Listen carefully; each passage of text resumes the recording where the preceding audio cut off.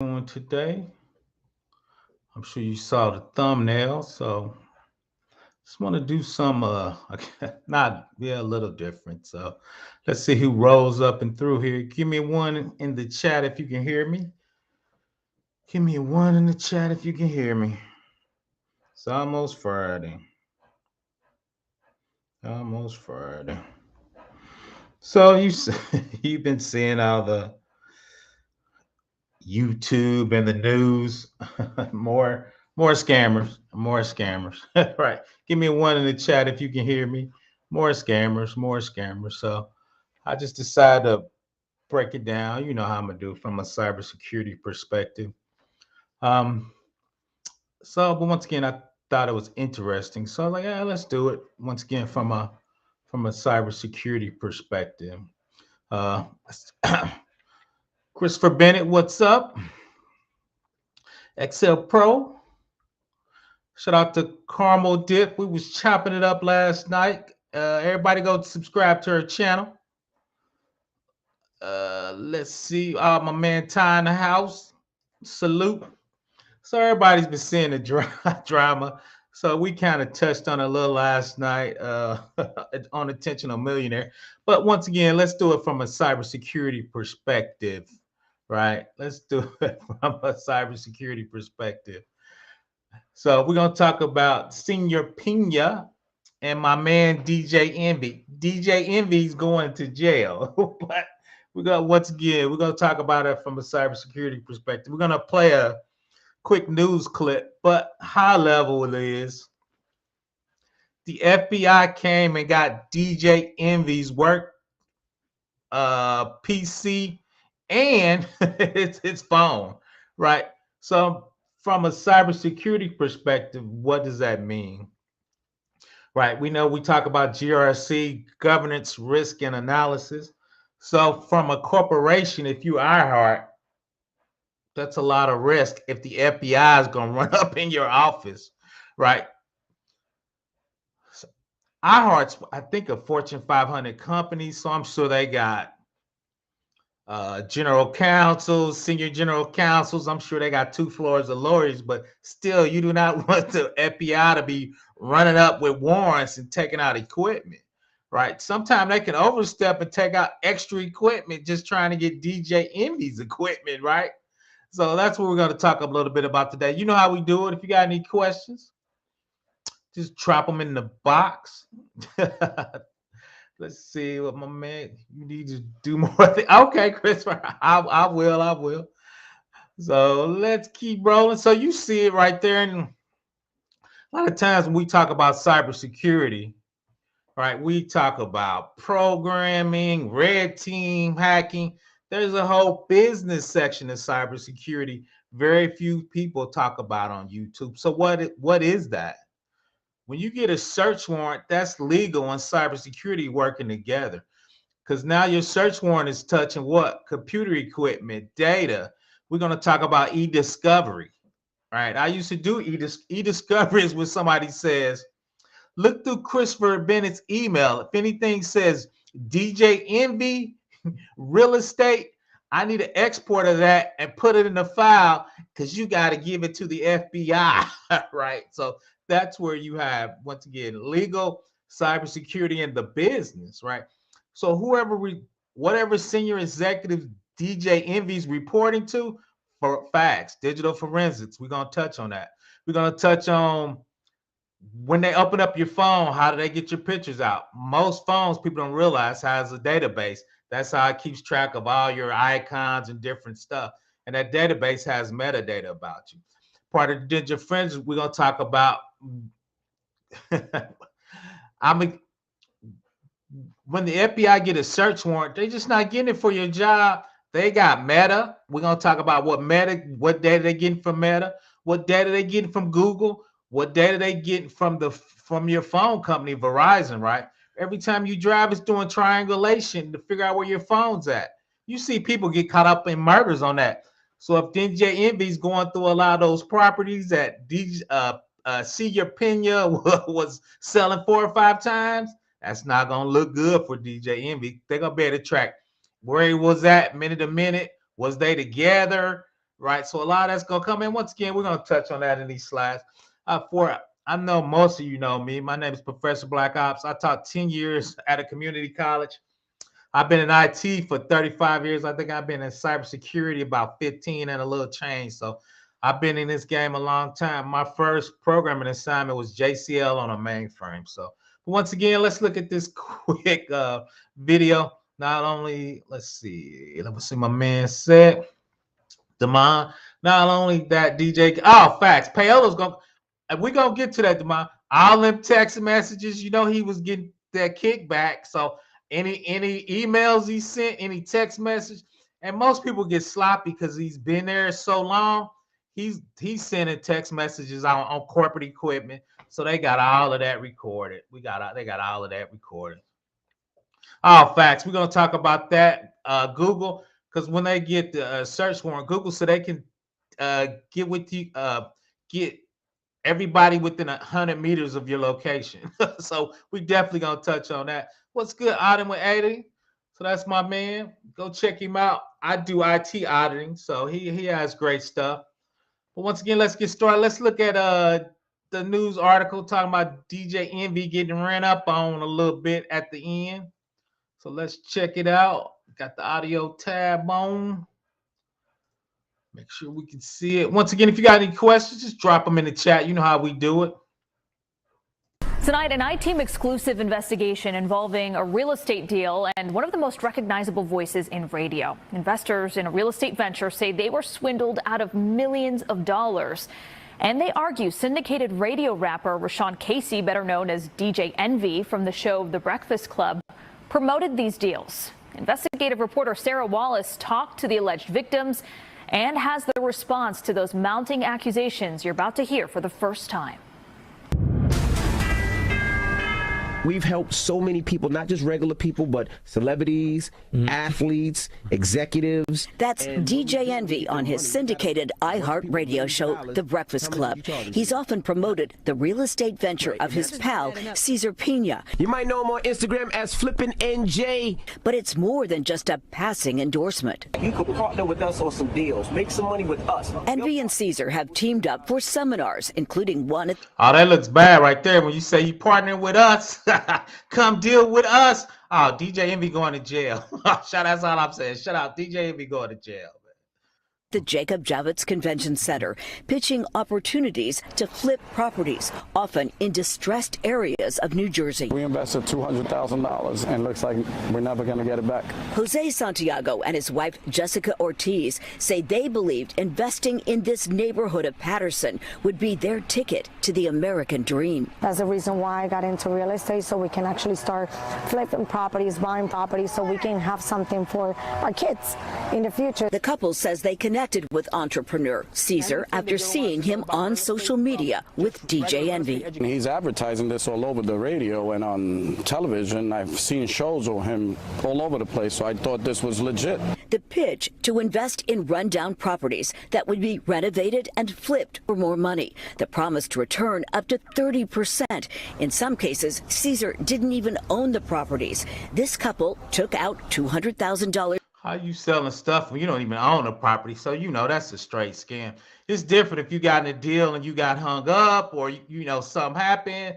I put my toe in real estate. Sometimes the ARV, the value after you get it fixed up, it's not as high as you thought it was, right? So your profits might be a little smaller, right? But he didn't even own the property and did it, so you can't get any more shadier than that. In equity from their Florida home, promised that 30% return within 4 months. Then they say nothing. I'm paying the interest right now every month, and I have nothing. Well, at this point, we just want our money back. Nigel Chamblin says he was conned by Cesar into investing $235,000 in that same Patterson property, along with two others, $300,000. So let's my man. We chopped this up. Me and Carmel Dip was on Investor Millionaire. Let's see. I still don't understand why people invest so much money. I think shout out to Jay Morrison. When you see people, you start trusting them, Addy. You are a professional, man. You at the top of the pyramid. Once again, go check my man out. His shorts be on point. People build up that trust, man. People don't have the expertise as us, so you start thinking and they're all Latin, man. They feel like DJ Envy's their cousin. Same thing with Jay Morrison. Me and Miss Carmel Dib was talking about. Once you see Jay Morrison looking smooth in the suit, he got the rapper portfolio. They looking out over the lake. He talked about he little Malcolm. He got his wife. They look like black love, man. That people love that stuff, man. People be hugging. So shout out. So I agree with you, Addy, but I think people and you get credibility. And one thing I'm not a Jay Morrison fan. I thought when he started, it was cool. He did those corner classes for about a decade, man. He was showing love for the community for after a decade, man. You be like, this dude gotta be for real, man. You're 30% in 5 months or 4 months is a little crazy. I'm with you on that, Addy. But like I talked to you, when you're not having money, you trying to get it. Your wife saying we need stuff for the kids, man. You be trying to get that quick money, man. So I'm with you though. Jay Morrison got that oh yeah, man. He got the verbiage, he got the Black Power movement. So yeah, man, we know, Shout out to NC Worker. Let's see. Yeah, early. Yeah, I decided to, man. We're gonna talk about the cybersecurity part of when they come for DJ Envy because they just got his PC from his corporate job. So let's get it rolling. The artists will have to fill their facts, man. Yes, desperation, man, is the key. Yeah, man. So that gets a lot of people, which is a shame, man, because a lot of those people ain't gonna never come back. Each for homes in Hawthorne and in Maplewood. $835,000 in total on all 3 houses. There were other people investing in the exact same properties. It was a scam. It was a lie. Augie Rios owns a custom auto wrap shop. That brother invested $835. Let's go and roll. Just round that up to an even meal, man. Right. So that he was getting. And I think that's what DJ Envy gives you credibility, so big investors will come out and support it, man. So that's why that dude going to jail.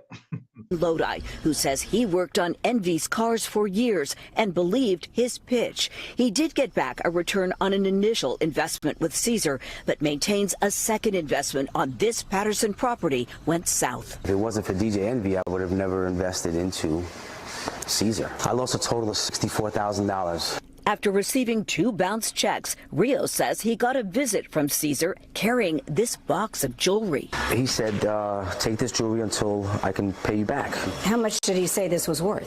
15, 20 grand. Then there's record producer Anthony Martini, who invested in what he thought was a promising apartment project in Patterson. I lost $1 million. And you went in because of DJ Envy? Yeah, I did. I mean, I'd known. And everybody knows when you sue people, you sue up the chain. Pina doesn't have any money, so you need to sue DJ Envy. And I'm suing iHeartMedia for giving DJ Envy the platform. Let's be super specific. I'm suing everybody up the whole chain. I'm suing the president of iHeart, and I'm suing iHeart and its shareholders and investors and stock owners. I'm suing everybody to get my money back. Envy for years. Martini's attorney has filed a lawsuit. It's some sort of Ponzi-like scheme where he's taking money from one investor to pay off other investors. You're looking at over $40 million invested with the Pinas in their companies. Breaking news here on Tony the Closer's Live.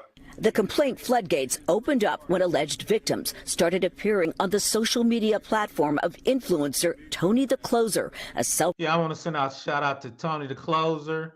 I saw Tone Talks talking about it. Shout out to Intentional Millionaire.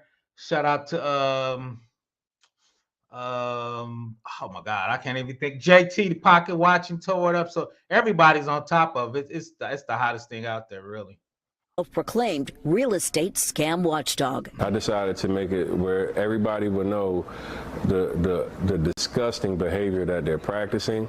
Dozens of lawsuits have now been filed against Cesar and his wife. Several also name Envy, who has sued Tony the Closer for defamation after also going on with him live. And there's nobody in here that could ever say Envy, they gave Envy $1. Envy, whose real name is Rashawn Casey, declined to talk to the I-Team, referring us to a powerful Manhattan. No, I'm shout out to Envy, even though he talked too much.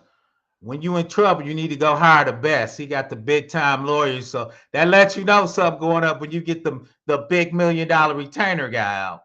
Real estate attorney. He says the radio personality lost $500,000 to the Pinas in an investment deal to transform this vacant school building in Patterson into rental units. He is a victim, just like the other alleged victims are in connection with the scam. Why, if he's a victim, hasn't he filed a lawsuit against the Pinas? He has a legal right to file whenever he deems fit. He is now contending with cases that are being filed every day improperly against him. Why not come out on his radio show and warn other alleged victims if he feels that he was? This is it's an ongoing, they're ongoing litigations. And there's no room for them on, any sort of radio show. A lot of people say they bought in because of Envy's reputation. Does he not have some responsibility? Absolutely not. The only reason why Envy is sued is to sensationalize the case. The attorney is seeking dismissals of all the lawsuits. Shout out to his attorney, man. His attorney, he give you that attorney speak. He give you that $1 million language, and that's what you expect him to do. But your client's going to jail, homie. As for the Pinas, we caught up with Cesar's wife, Jennifer, in Bergen County. Do you have anything to say to the alleged victims? I say, just hold tight and we're going to come through. Where's the money? That's a Cesar answer for you. I can't give you that answer. He wants to. Now, that's one thing I'm very upset about. See, don't put your wife in that, man. Do not let your wife talk. Now, your wife getting herself into trouble, man. Your wife need to be with the kids. You should have sent them somewhere out of state. Do not do that, player, because the FBI will squeeze you through your wife, homie. So be here with you. He wants to do the sit down. He wants to have this interview. He wants to clear the air. He wants to explain his side, and he wants people to understand what's going on. But, he's been advised to not talk. There may be some hope for investors. A judge has appointed a bankruptcy court trustee to oversee some of the Pinas properties. Any available assets could eventually be sold off to pay alleged victims. From Patterson, Sarah Wallace, News 4 New York. Let's get back. That dude ain't got no money. That dude don't have any money, man. He's selling houses multiple times. That dude's his life is a Ponzi scheme, but so it's gonna be interesting. But let's get back to the cybersecurity part of that, and so let's roll through. And you see from the slides, let's make sure we get in there. Once again, drop what you any questions or anything in the chat. These are some of the things we're going to talk about from a cybersecurity / legal perspective. Definitely, we call that on a GRC side, governance, risk, and compliance.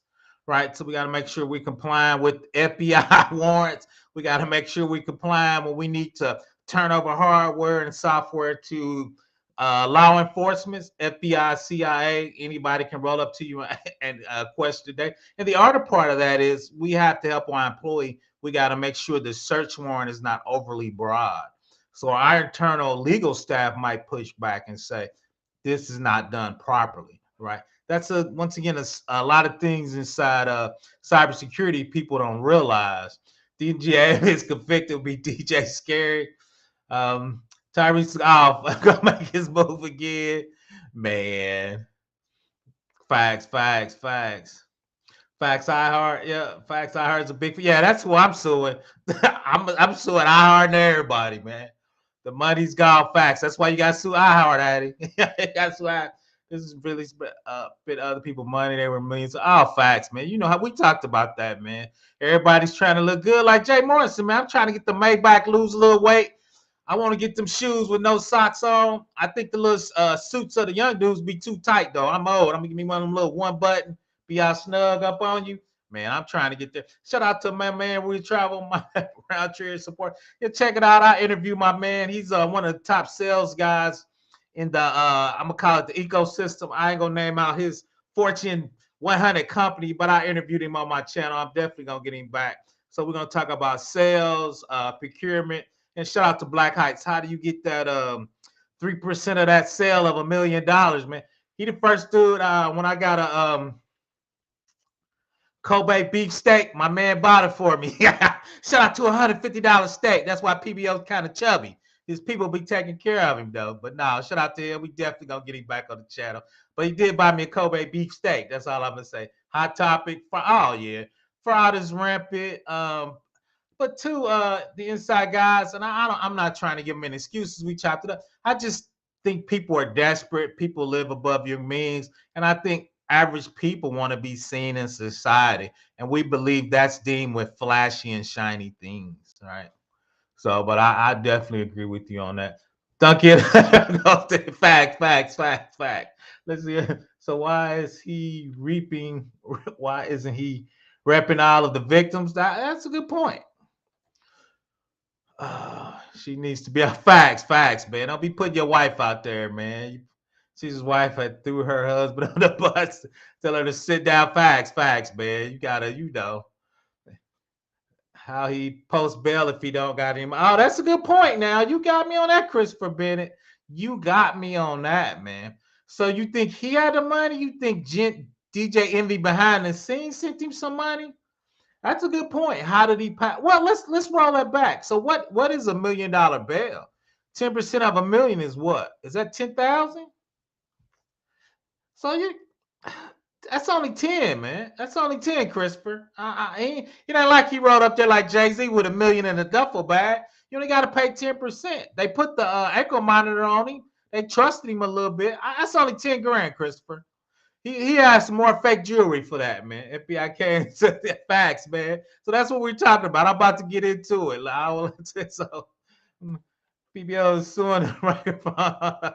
Facts, man. We suing everybody, man. I'm suing iHeart. I'm suing the Breakfast Club. I'm suing what's my man? I can't even think of his name, man. I'm suing it. We'll make doing all the jokes, man. I'm suing him. I'm suing everybody. I'm suing Angela Yee. She ain't even on there. I'm suing Charlamagne the God. I appreciate you keeping it. I'm suing everybody. Just a microphone. Let's get going, man. Let's get going. So let's talk about some of these things. So this is the two dudes. We looked at the TV show, What's Going On. And this is one of the things that iHeartMedia office was raided by the feds at the Breakfast Club. DJ Envy's business partner, Cesar Pina, is arrested in a multi-million-dollar Ponzi scheme. Pina, 45, was arrested in New Jersey on Wednesday. Shout out to Tone Talks. He read the brief. He actually pulled up the court case. He's a business associate of DJ Envy, frequent guest on the Breakfast Club. Our office were reportedly raided by the federal agents in the probe. Right, so they ran up in iHeart, right, with the badges. You see them on TV. They taking boxes out, right? Give it to me. Business partner of the Breakfast Club has been arrested. Wire fraud. Pena, 45, arrested Wednesday. He bilked investors in a New Jersey home flipping. And right there, I just put in red, saying his fame was the key to the alleged scheme, right? And part of the pro-federal agents, once again, raided the office, which is syndicated the Breakfast Club, and seized electronic devices from the office, right? So rumor was, and I think I got that on the next slide. Oh, may I search your digital evidence? That's the FBI coming in now. They're not asking. They rolling your stuff out, right? So we see at the top from this Twitter, according to Sarah Wallace, NBC New York, DJ Envy, FBI paid him a visit at work. They took laptop, hard drives, and cell phones. Right, came from that Twitter post right there. So when the FBI comes in, they give usually your senior legal staff, attorney general, inspector general, depending on your company. They give them a search warrant. The search warrant says these are the things the judge said that we could take. Right, and we know the FBI/feds. Their conviction rate is like 97%. It's way above, not way above, but it's above 95%. The only person I ever heard getting out of that was Irv Gotti, right? I don't know if that's true. Shout out to Irv Gotti. Leave Ashante alone, though. But so when they run in, and you as a cybersecurity professional, you as a GRC professional, you as the chief information officer should have steps in place if this ever happened, right? It's called an incident response exercise. If the FBI or a three-letter agency runs up in your office, what are your procedures? What should you do? What should HR do? if the FBI, CIA, we always says you need to call a president of your company, vice president, they need to be on the phone ASAP. That's one where they need to be in the know, right? Because once again, when the federal agency get a search warrant, they went through a judge. They've been talking about this for a minute. It's not something you just wake up and said, we're going to get a search warrant. So he's been under investigation for a minute, right? And two, the reason I think it's a little more serious is if they trying to get you to snitch on Pina or roll over a Cesar, usually they roll up into you and like, we need to see your phone. We want to see your correspondence. They would ask you. They didn't ask him, right? So that lets me think it's a little bigger. Usually if they ask you to snitch, they're going to bring you in the office, take your temperature, and ask for your device and ask for your email. They didn't ask, right? So that makes me think it's a little more serious than that, right? So let's talk about search warrants, right? And most people, I've seen a couple search warrants. Once again, I work for large agencies, and a lot of times, if you work for a large pharmaceutical, big company like my man Travel Advisor, it's not uncommon because you control a lot of data, you're making a lot of data, you have a lot of customers, and a lot of people don't like you. So it's not uncommon to get a search warrant or police running up in your office asking for certain things, right? So you as an organization should be prepared for that, right? Shouldn't be a surprise. We know you need to talk to the attorney general in our office. Like I said, we call them that, or senior legal, but who's at that senior counsel, who's at that level is going to talk to the FBI. It ain't gonna be PBO. Oh no, I don't talk to those guys, right? It's just certain things I'm like, hey, that's above my pay grade, right? So let's hit these, and we're gonna hit what really is a search warrant from a digital search warrant. That's a good point. That's a good point. That's 100. PBO got to get on his math. He tired today, but no, you're right. I retract that, like you said. So he came up. No, that's a good point. He came up with 100. So that's I'm gonna get that one to you. Like you said, he got something. Charlemagne, facts. I sue Charlemagne too. OG Precinct, OG is in the house. Facts. So let's read this a little bit about search warrants from a digital perspective. Search warrants for a device in a digital forensic case must be specific as to the digital data which is being sought after. For example, search warrants for digital evidence covers email messages, but the forensic examiner also uncovers items from users' photo library. Those items may not be covered by a search warrant. But right, so the feds, they usually get it right. They're gonna be overly verbose and try to get everything from your phone. But once again, that's where your legal staff pushes back on the FBI, CIA, or three-letter words to make sure what they're pulling out is on your search warrant.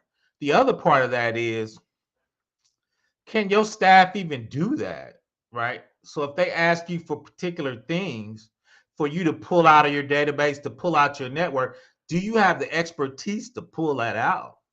All right. So when they pull stuff out from a phone, they usually bring their forensic guys in to do that. A lot of bigger companies have forensic guys on staff. So if you say you have forensic guys on staff, are they familiar with phones, Androids, iOS phones? iOS has FileMaker databases on them. Do they understand that whole infrastructure to be able to affect a warrant to pull out the particular data to make sure, once again, both sides agree what you're pulling out is privy on the search warrant? A lot of smaller companies, they're like, hey, it's the FBI. They're going to take what they take. We ain't pushing back, right? A search warrant affidavit must include a reason it is suspected that the device contains digital evidence. The officer stating that in their experience, certain crimes involve phones, usually not specific enough to support a mobile phone warrant. Also, keeping forensic image of a hard drive for later use is considered outside the scope of the original warrant. It gives you the case. Some warrants might be specific regarding the destruction of devices after it has been searched. So once again, making sure the warrant is actuated or being served and being properly from a cybersecurity perspective, done properly and in the right order. And once again, pulling out the right items that were listed in the search warrant. Right. And I tell you, most medium-sized companies, they don't have that talent on staff. So you would have to get a larger company on retainer. Fire, Dell, Microsoft, all those guys, them dudes cost a ton of money though, right? But unless you're a large company, theoretically, this should what happened 2%. It should very rarely happen. But if it does happen, you need to have all those things lined up. So hopefully you'll have a smooth transition. So once again, let's keep going. So FBI rolled up with you, gave you the search warrant. All right. Then part of the search warrant, like they said, I believe they get your work PC, they talk to cell phone, they're gonna get all your social media. Right. So if I'm coming for you with a search warrant, I'm getting everything, right? So I'm getting your Facebook, your Twitter, your Instagram, Pina, I think he said he had 2 million people on Instagram because of DJ Envy. So your pictures, unless you cut location off, wherever you took your pictures, it's got the longitude and latitude on them. So they tracking where you go, not the DM. Oh, you got to get the DMs too. My bad. You getting them DMs too. You right inside everything. We getting the DMs. And Pena, man, they going to say he probably was cheating on his wife, man. He kind of overweight like me, man. He doing too much, man. I think they're going to find a lot of stuff about my man, poor little Pena, man. When the FBI roll and this stuff start linking out to the media, man, stuff's up. But so I pulled out Meta gets so many search warrants. They actually had it on their page what they do with search warrants. So let's look at, and two is we know Meta owns Instagram. So let's just look at their policies for search warrants and what they talk about. All facts. Get current data. Oh, they pulling out stuff deep. No joke, broke genius. So Meta Platforms discloses accounts records solely in accordance with terms and applicable laws, including fairly stored communication. It gives you the U.S. law. A valid subpoena issued in connection with the official criminal investigation is required to compel the disclosure of basic subscriber records, which may include name, length of service, credit card information, email, recent log on, IP addresses telling where you at. Court order issued under this is required to compel the disclosure of certain records or other information pertaining to the amount, not including contents of the communications. My man just said the DMs, which may include message headers, IP address, additions to basic subscriber records identified above. Search warrant issued under the procedures described in the Federal Rule of Criminal Procedures or equivalent state warrant procedures upon showing probable cause is required to compel the disclosure of stored contents of any account, which may include messages, photos, video, timelines, location information. Let me get over there. Location information. We interpret the national security letter provision as applied to Meta to acquire the production of only two categories of information, name and length of service. Right. So Meta's has a big legal staff, so they're like, hey, you better come right because we pushing back. But FBI is like, oh yeah, give me all of that. Right. So shout out to Meta. They do this. They about this life, right? Shout out to my man. Pieces and blessings. Glad you could join us. Operation Tech Takeover. So if that lets you know, any big social media company, they are already ready for this. They got 2 floors of lawyers. They already got the pipeline. FBI know what to give them to get the information, and they ready to give it. You just need to make sure your paperwork tight. Now, Meta push back, but they do. I did a video. They had a crazy amount of warrants every year. I think it was like 27,000. It was some crazy amount. So yeah, Meta about this life, man. They do warrants. They got a team of people set up, man. They're cybersecurity people. So one thing is, and we just talked about this, and we know SANS Big Institute, they had a cert for phone forensics. If you want to do on the phone, they took DJ Envy's phone, right? So what information are trying to get out of DJ Envy's phone? So once again, that's the SANS course. If you want to take it, I used to teach a low-level course similar to this where we plug your phone up. It actually looks like a hard drive on there. You can pull files off. There's a small database on there that you can search stuff. So we're going to talk a little bit about this, kind of what's in there. What key evidence is located on the phone? how the data got onto your phone, how to recover deleted mobile device data that forensics tool may miss. So you DJ Envy think he deleting stuff off of his phone? Nah, player, it's still there. They go get it, man. Unless you do like Tom Brady, beat your phone up. Didn't he hit his phone with a hammer some years ago? But nah, if you try to delete it, they gonna get it. How to decode evidence stored in third-party applications. So you in there in Snapchat, oh yeah, it's that information in Snapchat on your phone, they gonna get it. So they're gonna get it. How to detect and decompile, analyze mobile malware and spyware. How do you do that? So advanced acquisition terminology and techniques to gain access to your data phone, because you might have your lock on the phone. Give me 1 second. I got an old dog in here. I got her out of my office. Give me 1 second.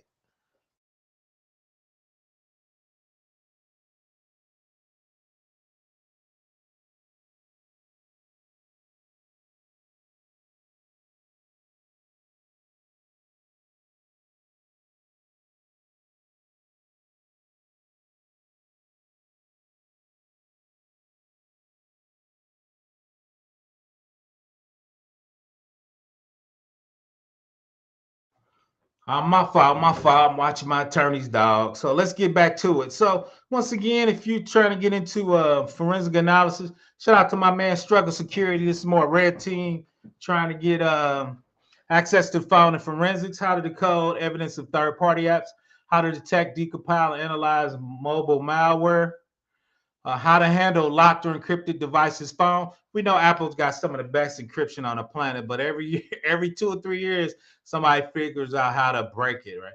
Last time they didn't break it, people were making copies to iCloud. The iCloud wasn't encrypted, so everything you copied up to the iCloud, FBI got, right? How to protect, examine database containing applications and mobile artifacts, how to create and validate and verify tools against the data set on your phone. So that's what they're doing to DJ MV's phone, right? They're getting in there, they're breaking it. He got encryption. I don't know what type of phone he's got, right? But these are digital things. Once again, you can check out the SANS class FOR 585 smartphone forensic analysis training. Like I said, I did some of that in class, but you can get on there, basically crack people's phone. You can have things trap passwords and reset it.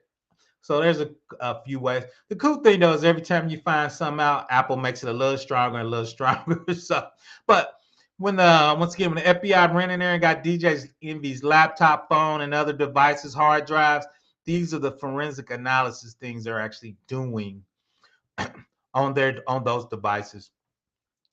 Go to the front page of my YouTube channel. I got a 10 lecture playlist, me talking about forensic analysis, breaking down like phones, hard drives, tablets, and different ways to get in there. So let's look at a couple of these questions before we move forward. Once the Fetty came in, it's a wrap. DV just go facts. That's how I feel, man. They just once they get a whole mode life, they get that hard drive. It's a wrap, yeah. He got that payola up in there, man. He was getting a kickback from Cesar, man. This is why we have recovery tool. Facts, man. Facts. Fetty's using the flip brute for flags. I forgot about the flipper. Shout out to the flipper, man. I need to do a couple videos on that. I need to give a Struggle Security, do a flipper video, man. I don't do a lot of red team stuff. So you need to delete data is safe with me until you break the law. You deleted the data is safe with me. No, facts, man. Facts. Hey, when them feds roll up on you, it's not good. So let's keep rolling now. So we talked about the search warrant. We talked about what's the search warrant scope. I call it scope of work. What are they trying to get, right? We try to make sure the search warrant is not overly broad. We make sure the search warrant's only getting the digital devices we need that's involved in the case, right? You're not gonna roll out with an iHeart or AD server or nothing, right? We want to make sure we stay focused. So let's look up what's next. PBL put a few things in here. So now they're gonna send a search warrant to Google, right? So what can they get from Google? Right, shout out to Google. Google got all the good stuff. This was an article I might talked about. Google paid $93 million. It actually was for this month. Google gives police data on all users within 100 feet of a bank robbery. So anybody within 100 feet of DJ Envy, if he had Google's tracking him. So all his homies, your wife now is in investigation. You at dinner, whoever you at dinner with, right? So what is it called? The controversial reverse location search warrants forces Google to give law enforcement data on anyone who was near the scene of the crime, right? And that scene of the crime now is DJ Envy, right? And Google, of course, which is they always a little iffy. They had a $93 million settlement, more than the 309, because Google was accused of tracking the location history of users. Even if you opt out of tracking, even if you cut it off, Google was like, nah, we still tracking you, homie. We want to know. We still want to know what you doing, right? So Google got all the good information. So now everybody like to drag that. Yep, shout out to you in there. Google snitching on everybody. So me and Pina talking about something. If I'm not an investor now, I'm gonna be Jay Morrison, right? I'm gonna be up in the crime, right? So you gotta be watching Google. Remember, Liberty Savings providers come give the info facts, man. Feds be getting everything, and the Feds know they got it. That's the cool thing. The Fed know where to go. You know, he was in the deals talking about this to your boy DJ Envy. I got a sweet facts, man. Facts. So DJ Envy about to be messed up, man. So yeah, man. So yeah, but I just showed you, you don't need it to be on. Google was overriding your GPS, man. And how they override it sometimes is, and Meta, Google it is, they still be tracking where the phone goes. They get the rest of the data for the phone company from a third-party broker, and they mailed all that data together. Jupiter, I called you Juniper like it was the network. And my fault, Jupiter. So I think they're still tracking them. Like you said, even though they opt out, a lot of times they take the data because even though your location's on, the phone still's got to triangulate your location to track your phone, right? So, so fact. Shout out to Crumble.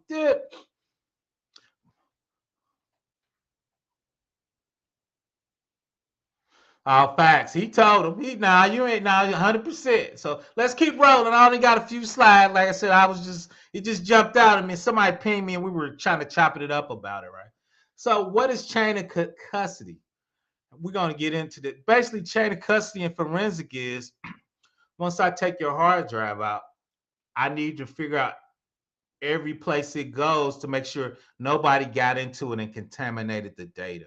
Right? Because if you lose chain of custody, which meaning your phone was not secure, anybody could have added something to your device. So let's talk about chain of custody. And once again, from a cybersecurity perspective, the GRC perspective, if you ever need to go to court, this is the number one thing you have to do. The weird thing is, and I talked to a few CISOs, I'm going to interview them.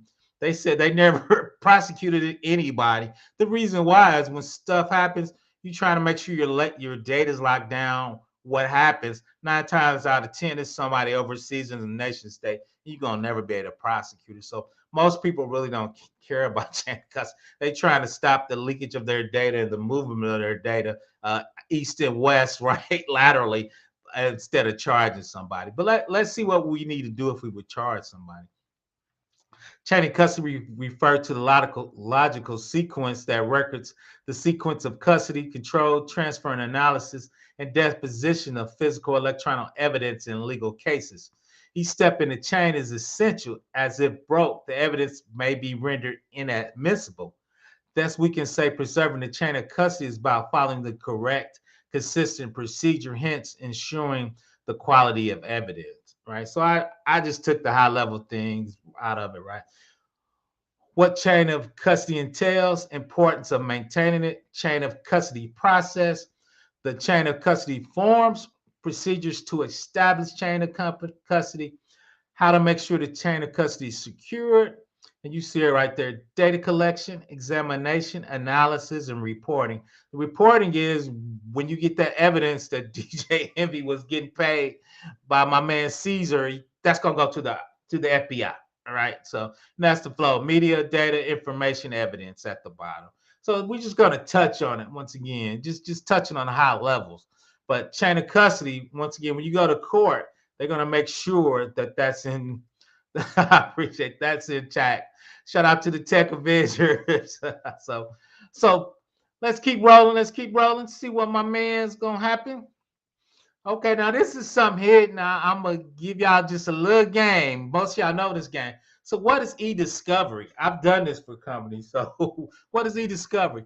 eDiscovery is a form of digital investigation that attempts to find evidence in email, business communication, and other data that could be used in litigations or criminal proceedings. That traditional discovery process is standard during litigation, but eDiscovery is specific to digital evidence. So if you go to Indeed and put eDiscovery in, that's actually a job where people do that, and executives and legal staff from large companies sends it over to GRC or the eDiscovery person, and they look through what? This is actually from O365. Electronic discovery is the process of identifying, delivering electronic information so that it can be used in evidence in a legal case. You can use eDiscovery's tools in Microsoft Purview as searching content. What content can you search to? Exchange Online, OneDrive, SharePoint, Microsoft Teams, and even in videos. Because remember now, in videos, you can have it print out the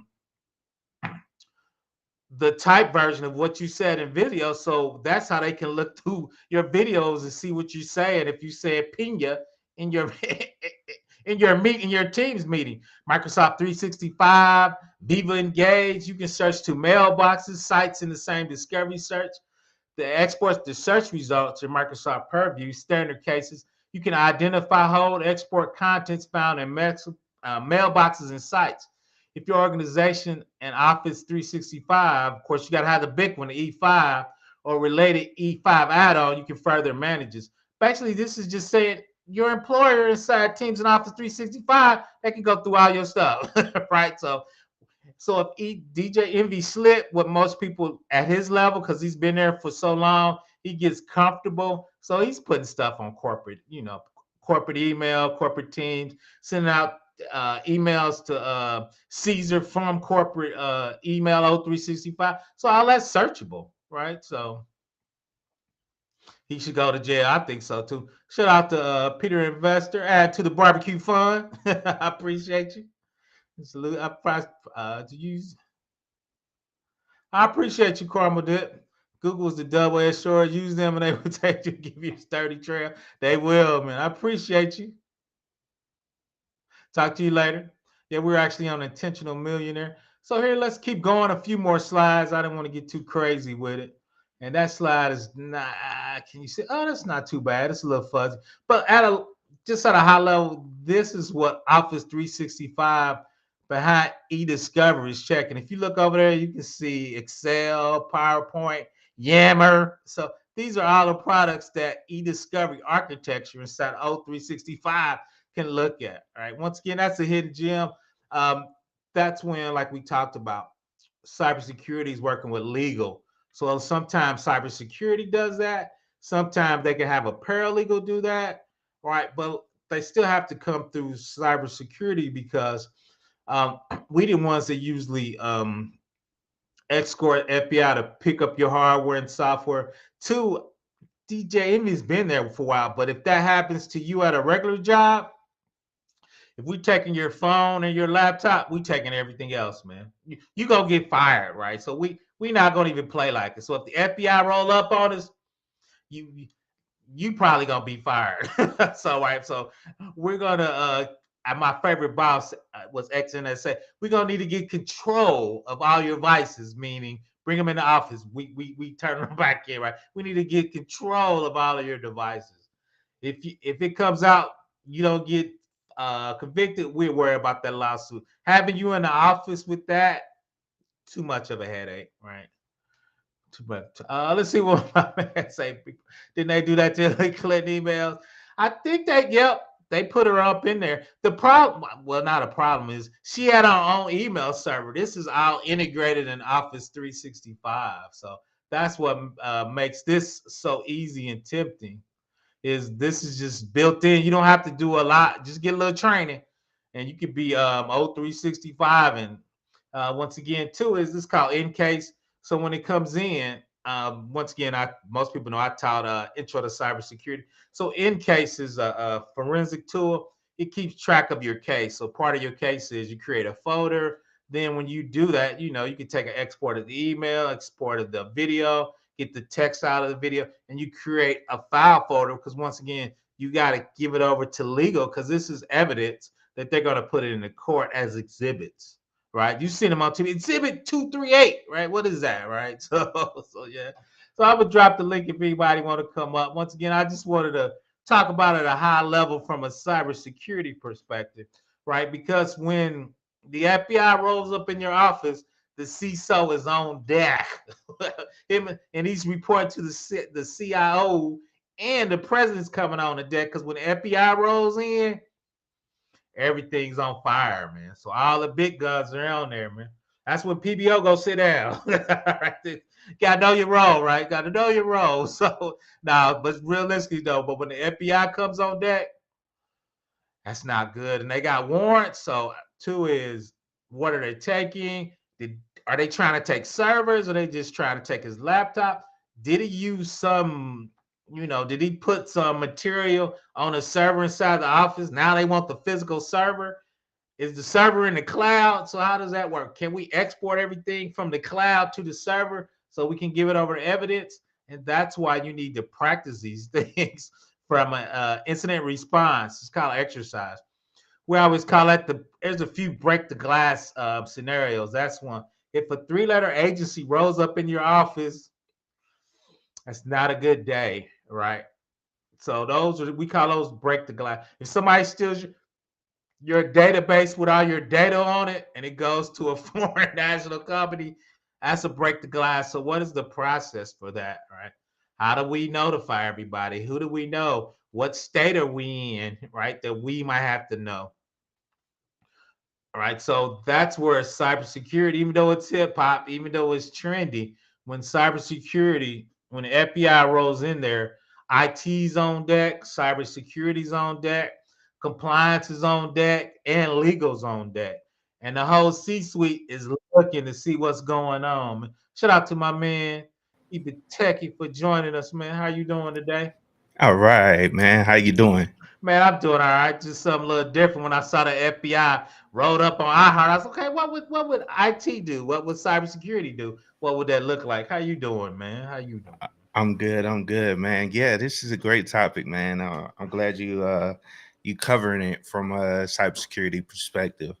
That's good to see because it's totally different from all the information that's being put out there now. They just kind of covering the case in general, But it's interesting to see that, man. Like you said, the FBI, when they come in, they're gonna take all your equipment out, and they're gonna run all these forensic tools to find all that information, whatever information they can get that's been either pushed to the cloud or one of these big platforms, one of these big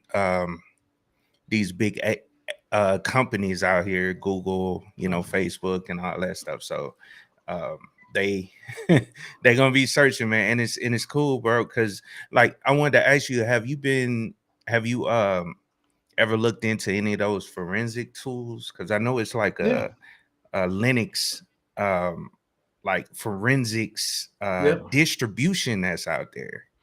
No, I have the reason I have at a high level is I taught for 10 years and I actually taught a forensic class. So we touch on at a high level a lot of those tools. So yeah, so like you said, because you can dump an Android phone if they don't have encryption on to a hard drive and just start reading stuff, right? Yep. So like an Android, and so so a lot of those basic tools did that. And one of the original hack that's probably this is 10 years ago.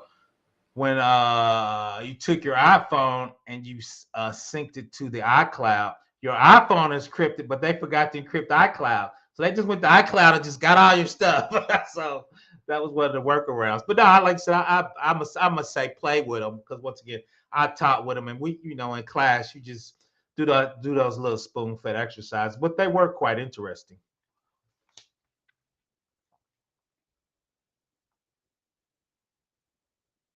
Is that you or me? I can't hear you. I can't hear you. I don't know what you clicked. You were loud and clear just a quick second ago. Oh no, I'm trying to find Okay. what tab I have something playing in the background on. Okay. No, you Yeah, good. my You bad. good. No, you good. I'll keep rolling while you figure it out. Let me see what Jupiter 1000X Ice. I used to work as an ISO. Shout out to that, man. I was thinking about being an ISO at a events company. In any incident, we take our laptops and mobile phones and have our agents behind us as we have security escorts. You know how facts, man. That's how we are. A few messed up. Long story short, this young guy it was some sniffer. He was playing in class. He put a DOD computer. Oh, they escorted his outside with the quickness, man. I was like, why would you do that, man? Well, I was just doing a class. I'm like, dude, you cannot do that. They fired him. So that is consulting company had to come get his ass. They escorted him out with the quickness. So now I've seen people escorted out on real so. Yeah, and I haven't ran into any so far where I've seen people get escorted out the building. But I've heard about it. People have talked about it, you know what I'm saying? But I haven't actually seen anybody get escorted out. But they'll do it. Oh yeah. I probably seen three people exported out. The other thing it was crazy was somebody pissed one of the big guys off with a contract. He fired like 60 people on a Friday. So when they came in, all that shit was in boxes and they just escorted them all out. It was crazy, man.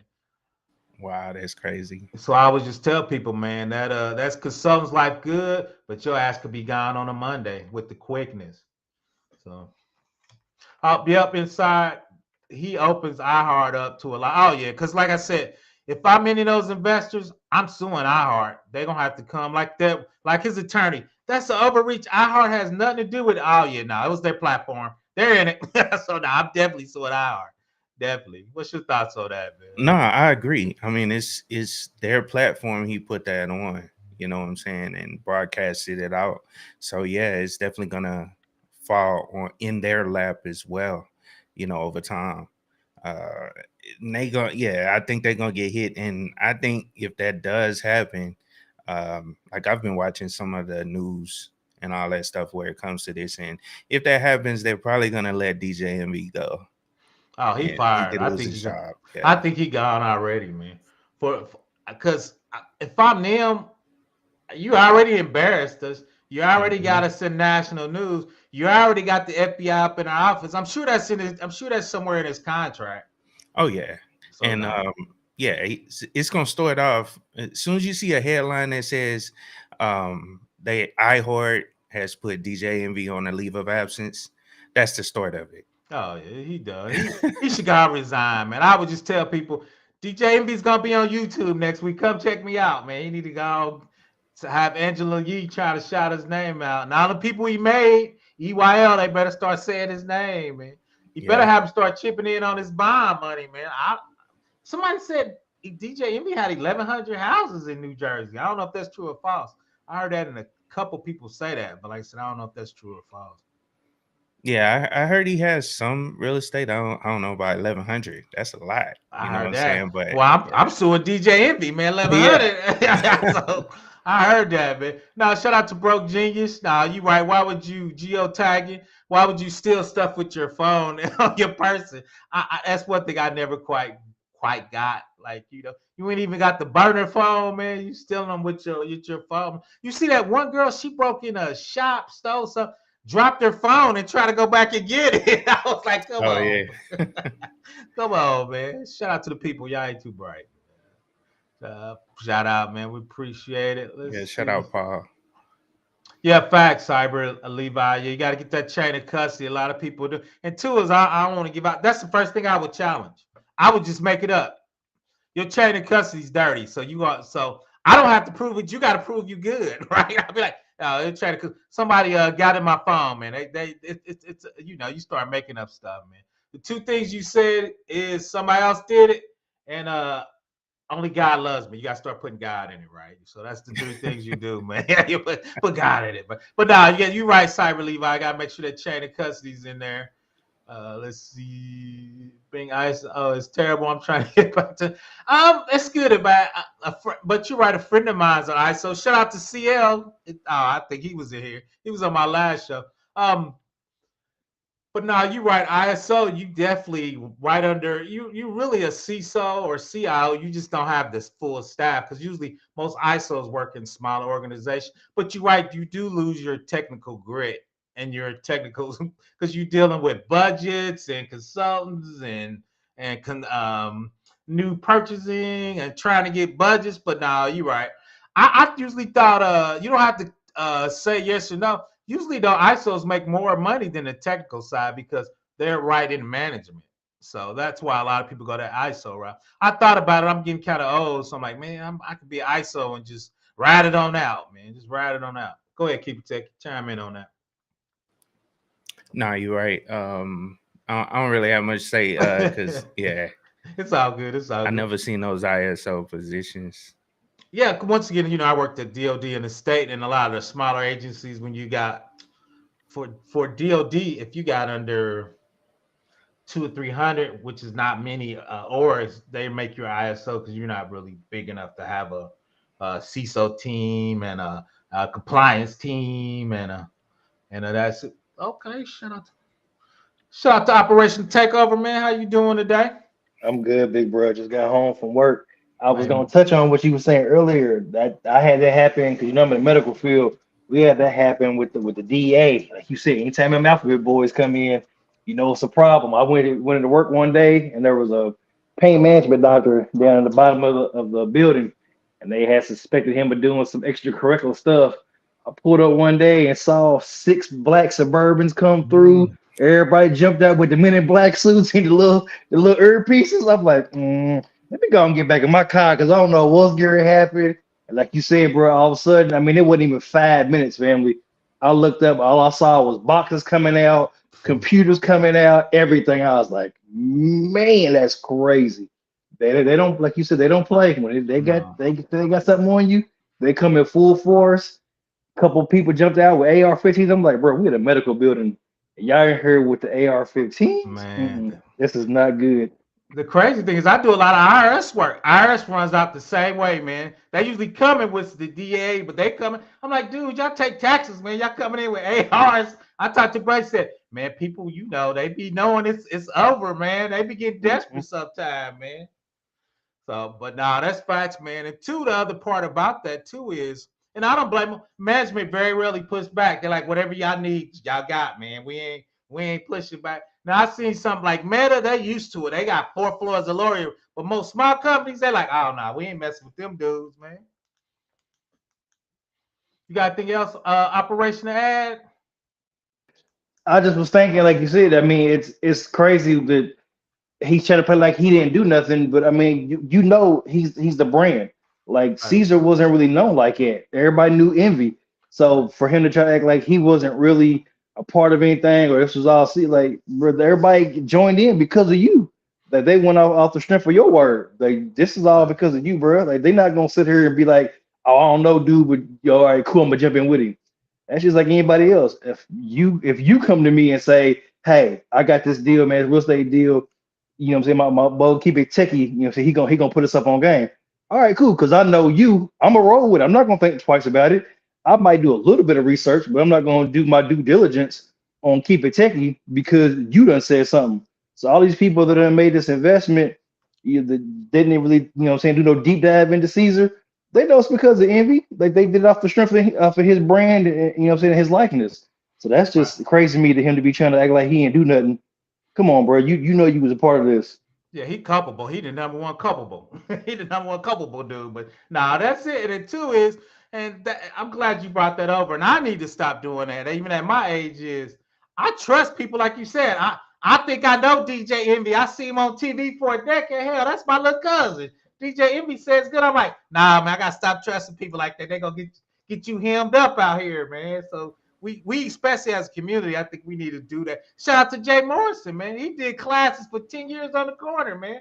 Jay Morrison almost got me, man. I almost sent that nigga some money, man. I'm gonna say it like that. So because you just trust him especially, man, he was doing that stuff for a decade, man. Like you said, like DJ Envy, you think you really know these dudes, man. You done seen his wife and his kids, and DJ Envy done cheated on his wife and she done embarrassed him. I'm feeling bad for the brother, man. So you think you know him, man.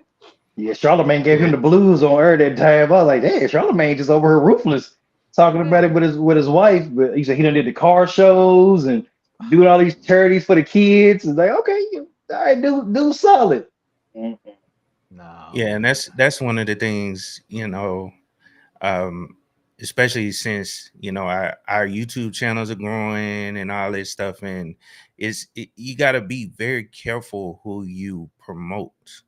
You know what I'm saying? And because you can get caught up in a situation like that. You know what I'm saying? Somebody Right. probably selling some scam courses or something like that or whatever, and you out there promoting it, you could be culpable for that. You know what I'm saying? For sharing that, because those people wouldn't have never found those scammers if you hadn't have shared it. So even us as small creators, you know what I'm saying, which I still consider myself small, you know what I'm saying, we can get in trouble for that as well, fall into the same situation.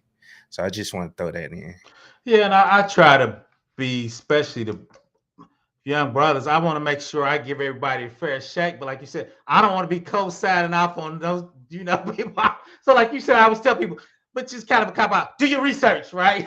So I got to make sure when I start, there's very few people I recommend straight out, but I got to be careful with that too, right? Because, I got a little, like you said, a little cachet just getting started. So you right, keep taking. I got to be real quick. Let me see what my man, he thinks DJ Envy will settle. And this other one I thought was interesting. iHeart won't lose a case for their guests. I think they can lose a case for their guests, man. Because even though DJ Envy did it, depending on, if they don't have the proper policy, if they don't have the proper policy stating DJ Envy should separate personal for business. Because as soon as I'm coming in, I'm like, where are your policies? Where's your training? If they ain't got those policies and training, I'm still suing their ass. Go ahead, anybody want to add to that? So, you want to add anything to that? Keep it taking. I know you're doing some stuff. I'll keep rolling. Let's see. I'm Leonard. sorry. No, I ain't if you want to add anything. No, you good. Charlamagne gonna give him donkey of the day. I don't think Charlamagne will, man. They family, man. So I think Charlamagne, which he did give him advice. Charlamagne yesterday told him to be quiet. His attorney told him don't talk, and DJ Envy out there talking, thinking he's cute. Now his ass is looking stupid when the FBI done running there. You up there, you spent all that money for that big lawyer. Now you ain't listening. I always listen to your attorney, man. And two is, if you don't have one, even if you don't pay a retainer, locate one that when you're in trouble, you have them on deck. Because trying to find one when you need one is hard. So everybody know I do cybersecurity at a high level, which I probably don't need. I talked to a couple people. I have a $2 million umbrella policy on all my other insurance policy. So a PBO mess up a job and some small company might sue me, I got $2 million of coverage. When I talked to an FBI agent, he said, dude, they're going to get the CIO, the CISO, director of compliance. You, even as a senior consultant, you way down on the line. So the odds of you needing it is small. But when I checked, I just had to add on to my other insurance. It wasn't a lot of extra money per month. So I just went ahead and got it, right? So if I run into a Maybach, when Keep It Tech, you get it, I say, don't worry, bro, I got the umbrella policy, man. My bad. I didn't mean to rear you, right? So I can cover the Maybach, right? So got a little extra. You want to add anything on that, Keep It Tech? Nah, you good, man. You go for it. Yeah. All right. John Gully said, it's wild how iHeart did not bet the people coming on the platform. Yeah, that's one of my thing about that too. What is the culpability of not betting your platform, about betting the guests? And do you expect DJ Envy? And that's my one thing I have a problem with EYL, right? Because they had him 5,000 on there, and JT broke down. He was doing bank fraud. So is EYL responsible for him 5,000 because they're doing bank fraud and he's on a platform? Right. I think that's an excellent shout out to Adam with Addy. That's the question right there, Addy. What's your culpability and your responsibility when you bringing scammers on your platform that you didn't vet properly and iHeart Radio didn't vet? That he stole what, $40 million, some crazy amount. So what is your culpability or your responsibility to that? Yeah, that's definitely true. No, go ahead. No, I was just gonna add to what you're saying. I mean, like, you ultimately responsible. That's the way I see it. I don't know. As I mean, not 100%, obviously, but you do take some part in it. You know what I'm saying, by not vetting. You know what I'm saying. So, and even he didn't even do what you said. He didn't even say do your research. He said come invest with us and we. Right? It was us and we. Right? It wasn't like he said, okay, this is my man Pina. I love him, he my guy, but I still need y'all to do his research. He didn't ever say that. He like, and he doing seminars with the dude and selling courses with the dude. Facts.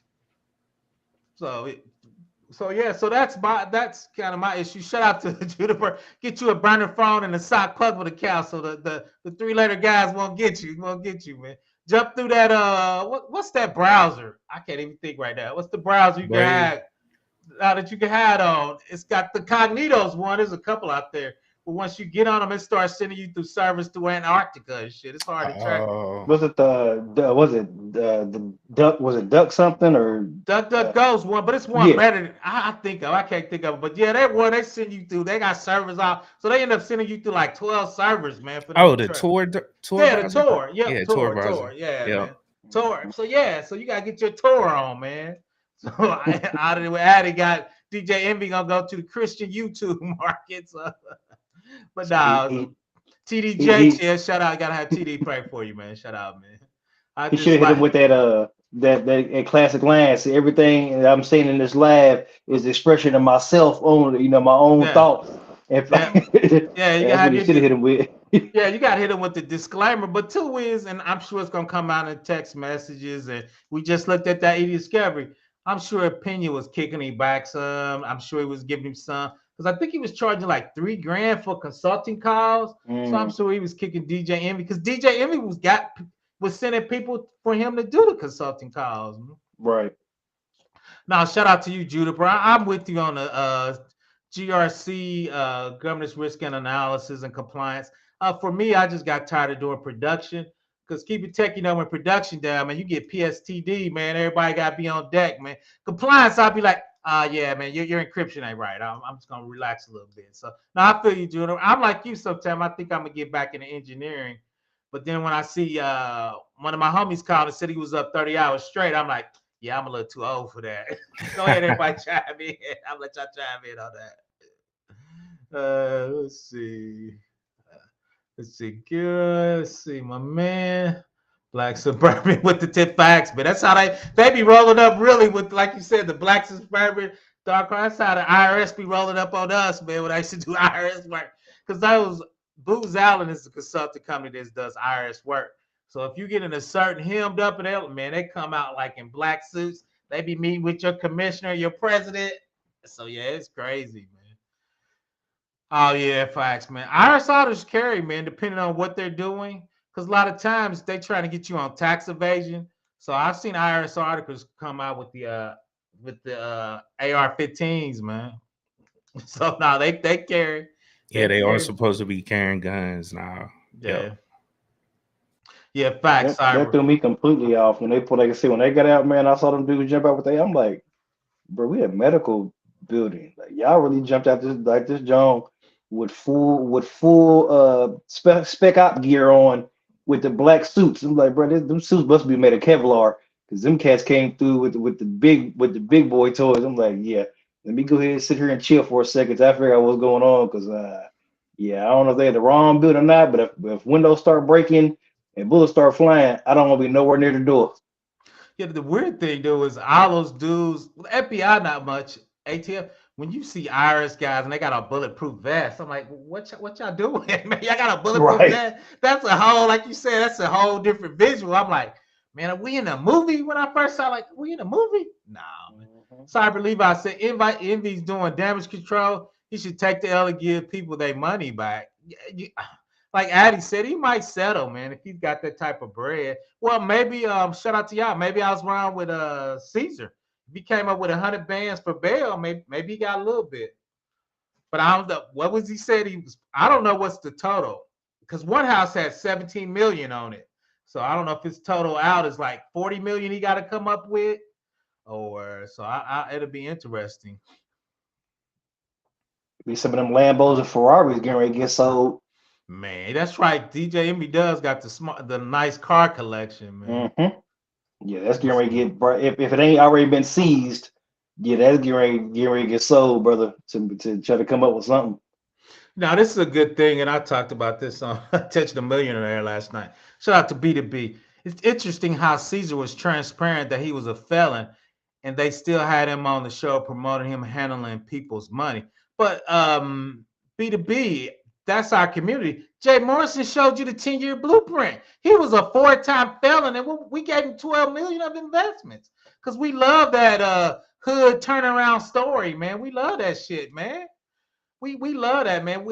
A dude in jail, shout out to them. They put money on his books. If you need money for your Java book or your SQL Server book or your Oracle book, ain't nobody gonna give you no damn money for that. So now we love that hood turnaround story, B2B. I said that last night, man. We love that. Shout out to Malcolm X, man. You go from pimp to the third most powerful man on the planet, man. We love that, man. We that's our community comeback. Go ahead, keep it techie. I see you nodding, man. Nah, you're right. That is something that we, tend to gravitate to. You know what I'm saying? That coming from the mud, story or whatever. Right. But I mean, I understand the point that people will make. Okay, he paid his debt to society and all this stuff, but you gotta at least do a little bit more research on these people. Like if he's if he got a felony for scamming, let's say he got a felony for something else, totally different. But if he got a felony for scamming and the likelihood of him doing that again is probably high, you know what I'm saying? If he's in that same arena from what it looks like. So yeah, shout out you to know his what I'm wife, saying? man. You gotta make better decisions, based on the information you have. But I think that's where DJ Envy and his clout came along, man. That Yeah. covered all that. And he co-signed him. He said Yeah. we and us. Oh, I think he co-signed that, man. So He did. There was a few videos where he was saying, come join us down here at this, this location. Come join us here at this event. We're gonna be here in this city doing an event on this day. You right, big bro. He did. He said it a few times. No, fact. Shout out to Adi. He said, all in all, I would be milking the DJ Envy content. Shout out to Adi and my man, Keep It Techie, man. I got to work on my short game, man. Y'all short games be up there, man. I got to get my short game a little tighter, man. But now, yeah, everybody's going to be wearing Cesar out, man, especially when I think they're going to indict DJ Envy. So it's going to be interesting. Yeah, that's why they season now. They from trying to get all the evidence, and and they just gonna leave you out there because they know you ain't no threat. You ain't doing nothing to nobody other than working on the radio. You know what I'm saying? So they gonna keep investigating, and then once they got enough evidence, because the feds, they got that 90% conviction rate. 97, man. It's like 97. Yeah, it's like 97. The only person I ever heard getting off was Irv Gotti, man. I gotta do some more research. Irv Gotti, that's the only dude I ever heard got off of. But that's me listening to too much rap music. That's the only dude I ever heard beating it and shit. So Otta can be dangerous. Shout out to my man Otta with Addy. The Biggest Cup has felons running through it all. No, facts, man. We love that story, B2B. We love that story, man. You too clean cut, B2B. You need to go hit a old lady over the head or something, man. That might help your channel get a little bigger, man. I need to do the same thing, man. We got to get a little dangerous. Go ahead. Oh, I got it, big bro. He need to go up, put somebody, rob somebody, but then teach him how to get into tech as he's robbing him. It's gonna get him my way of the game. Give me your wallet, but I'm gonna show you how to get into this tech game. Right. How to make your wallet bigger. To be fair. That's what I did say. To be fair, Breakfast Club interviewed gangster, rapper, murderers, cops, drug dealers.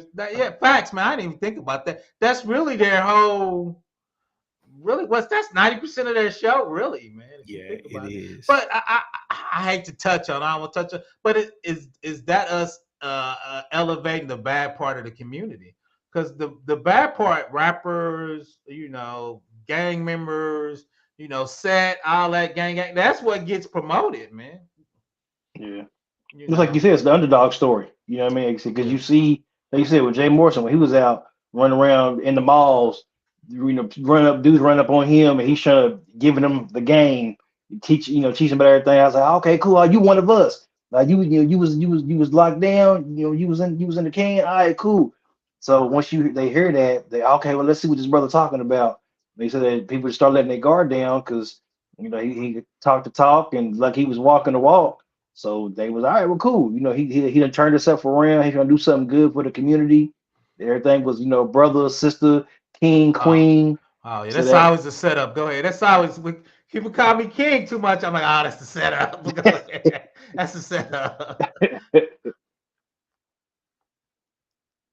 Now you right, go L Boogie. When you trying to get 30% in 120 days, something too unrealistic like that. But two is a lot of people out here hurting. A lot of people, trying to make this last big move. Hell, you go out now. Hell, eggs like $10, man. So everybody trying to make two moves, and nobody really wants to make the slow money, man. The long slow money, man. Most people don't want to do that, man. So, BB, if he got a felony for drug dealing, would you trust them with your money? Eli, from what happened to Common Sense, said Cesar was selling drugs with that alleged money, man. Yeah, man, but DJ Envy glossed over it, man. Like you said, everybody like Operation Takeover. That was DJ Envy's clout Cesar was using. It wasn't Cesar's clout. DJ Envy co-signed him, and everybody came on board. The same thing, Boyce Watson's kind of co-signed Jay Morrison. So when you get those big guys co-signing other big guys sometime, we let our guard down. I'm saying we because I'm right in there. Hell, I almost sent Jay Morrison my little 500 for a minute, man. Yeah, the Tulsa fund was jumping for a minute. Man, it is amazing, man. He did that for 10 years. So the crazy thing is he stole 12 million. I think he done burnt through it in 2 years. That's crazy. The crazy part. $10 million. I'm gonna call it a heist. You did it. You got away with it. You should have came and sat your ass down, man. You about to try to start another firm, or now I think he wants to be a reverend or something. I heard he trying to preach, man. So that's crazy to me. Yeah, another crazy part about that whole situation. He funneled a lot of the money through one of his other businesses that's set up as a marketing firm. And so he was paying himself from the fund to market the fund. 600 bands. 600,000. Wasn't it 600,000 for marketing? Something like that. Yeah, it was crazy. That's crazy. But when you out in the Maybach and him and his wife, they were in that mansion somewhere. I'm like, dude, 12 million ain't a lot of money, man. It's a lot of money, but if you're doing shit like that, it ain't a lot of money, man.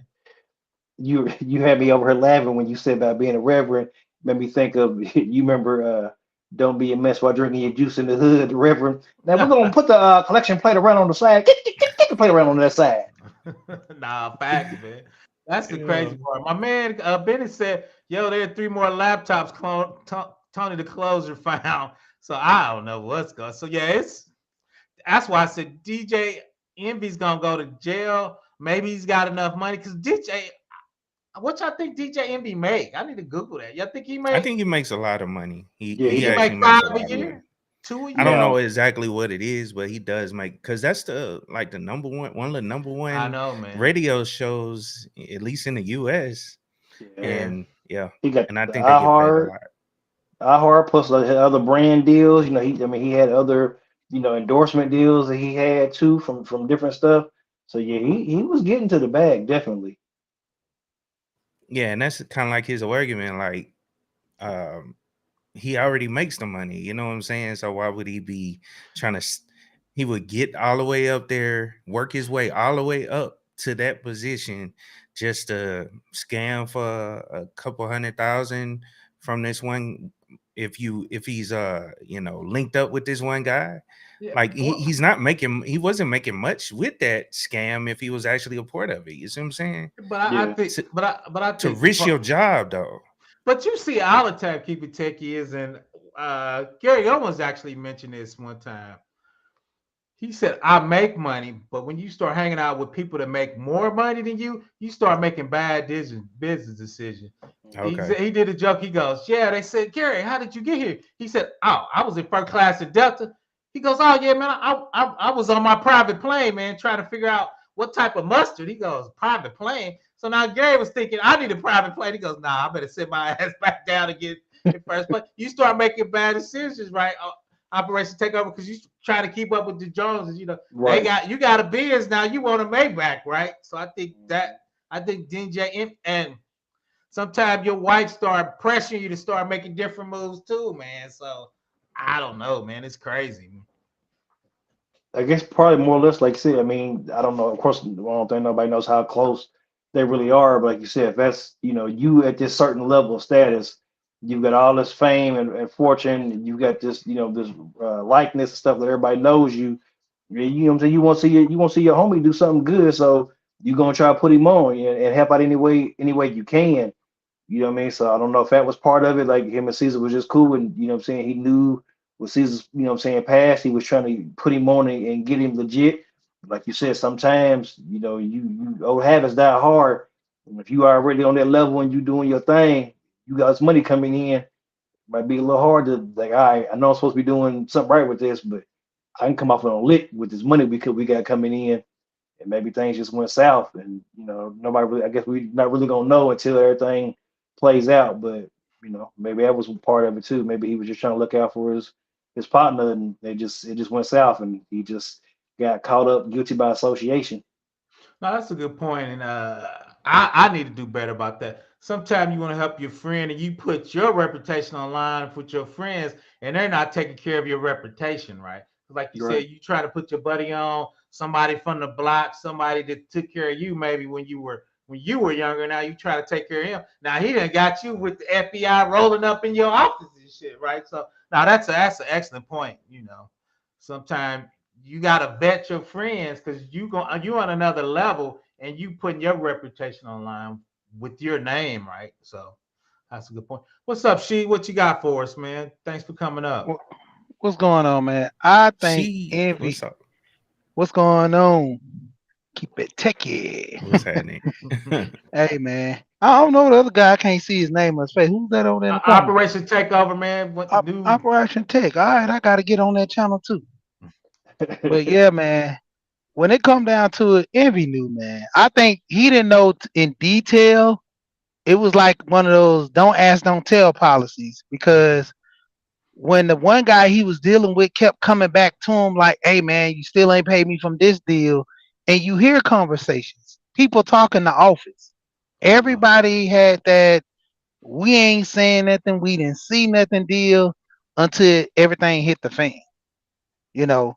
And Envy had some type of level because you got to understand, you doing seminars and stuff, and people are coming to you because you hooked them up with this guy.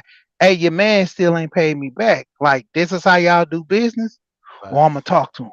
I'm going to talk to him. So you start getting those like buzzes on you because like Envy bought all the high end clients. And as long as it never fell back on him, he was always good in 100. But now he even cooperating because his thing is, I don't want to go to jail. But he going to jail. It depends on how much time, but he going to jail, Right. and that's the thing. He put it, like you said, he put his reputation out, and that's what made Caesar big off of his reputation. He was just an average guy selling houses, flipping and stuff, but he made him more bigger than what he was, but he couldn't keep up with that demand. So then he started scamming.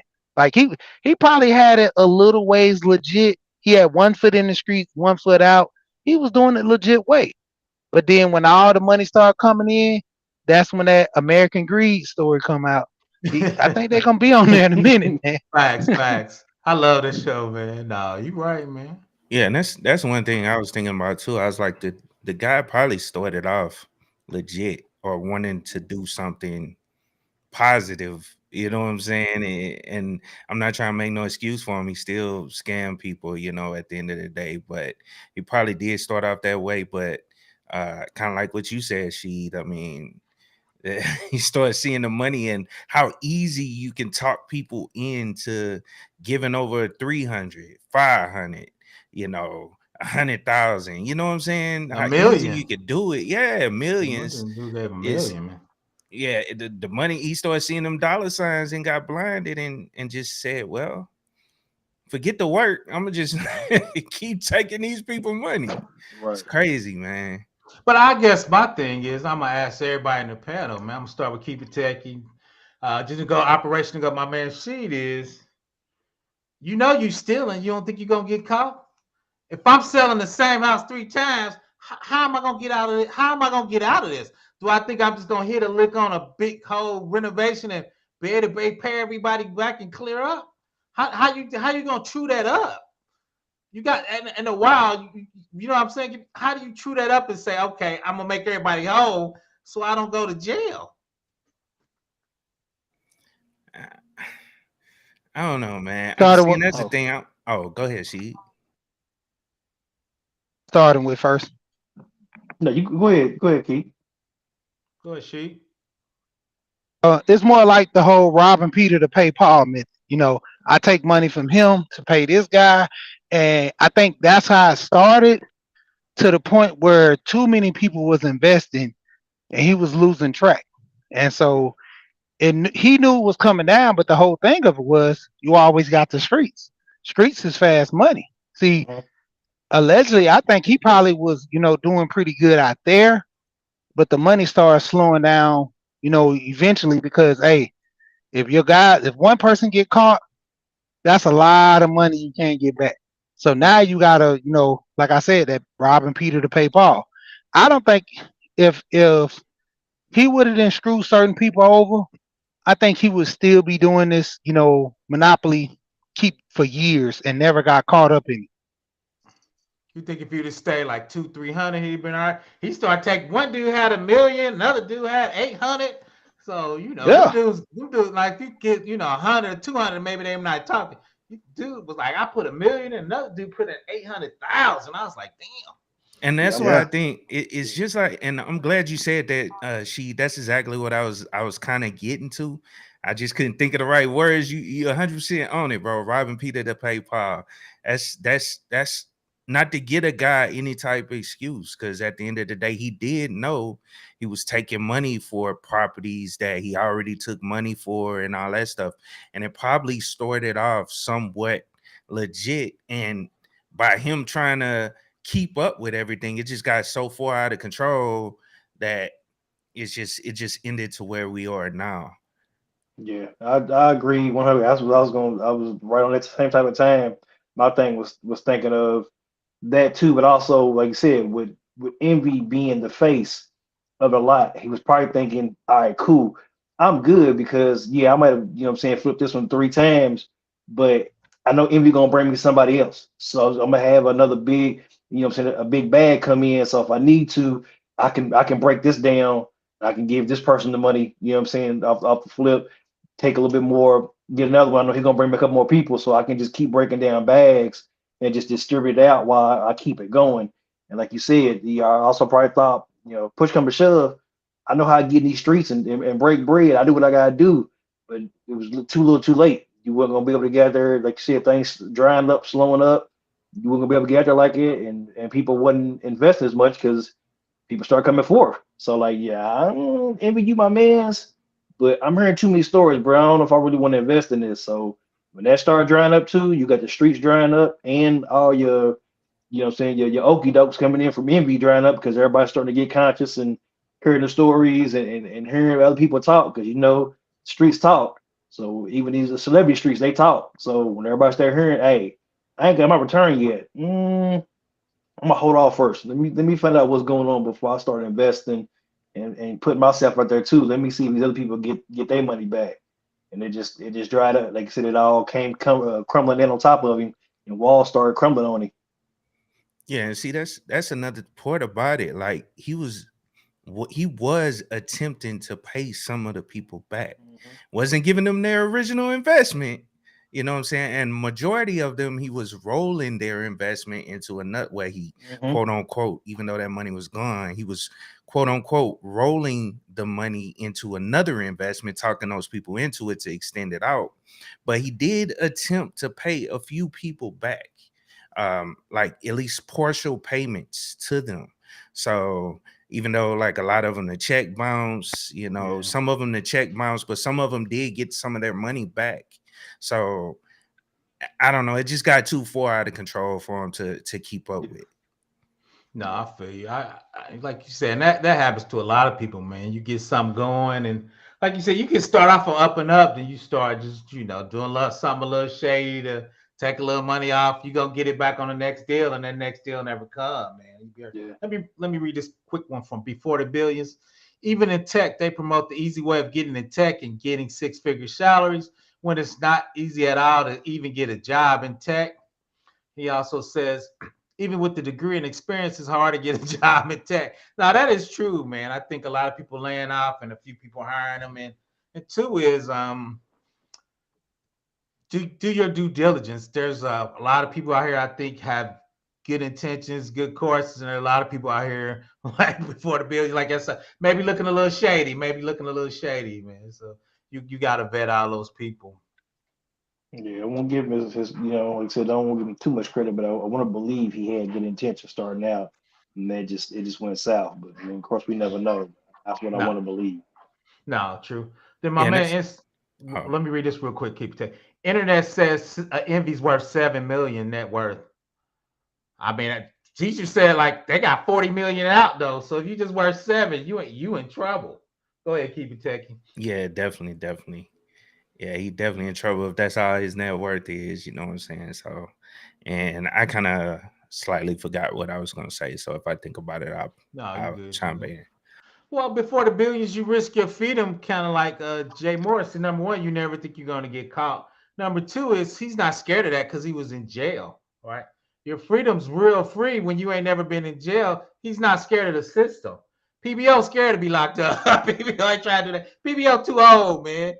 PBO too cute, man. I ain't trying to get locked up, man. I take my freedom highly seriously, man. But if you've been locked up, you ain't scared of the game, man. Yeah, that is true. When he bailed out, he was back on Instagram posting up like, we back out here. We getting it. You know what I'm saying? We still here. So yeah. Shout out to my band, Intentional Millionaire. Go subscribe to this channel. We were chopping it up last night, talking about bits and pieces of this and other things. So I just wanted to extend it once again, take it from the cybersecurity. We talked a little bit about search warrants, chain and custody, eDiscovery, forensics on the phone. What does that look like when the FBI rolls up on you? What does that look like? I need to give me a sounder. I need to be playing Bad Boys. No, I'm just playing. So what does that look like? Let's see. B2B said when they get a felony, it's about you have already vetted. That's the biggest red flag. For us, I agree, but like we talked about, that's the go side, man. You against the system holding you down. Like keep it techie, man. We love a good turnaround story, man. We love you getting it out the digital mud, man. That's what I say. I think you get it out the mud. Hell, come on. That's the go side, man. More people gonna invest. Go ahead, keep it techie. You like but the other part to that, or the other side to that statement, is there are people out here without felonies that'll mess you over just as fast as this guy. So you have to do your own research and look into it, a whole lot more than the way a lot of people are looking into it for this situation. So I agree with you 100% B2B, but the other side to that is, it's people out here that ain't never been to jail, and they'll screw you over so fast, Yeah, 50 Cent said that. He said, man, when I start dealing with businessmen in suit, man, they only give you a pleasure to gun to make you nervous, and they steal all your money, man. You got to be careful, man. Because like you said, dudes in suits, you think they legitimate, especially when they work for them big companies, man, they steal your money, man. So facts, man. Like Justin Williams, the biggest scammers. Yeah, Justin Williams said Envy didn't want to know anything plausible deniability. I think he tried, Justin. I just think he's just in there, and And that's an excellent statement. But I think his, like we just talked about, it was his clout, his reputation, and even all the big investors said they invested because DJ Envy's in there. So he's got some culpability of that. And like you said, plausible deniability. We gonna find out. We about to find out because it's definitely going to court. So we gonna find out.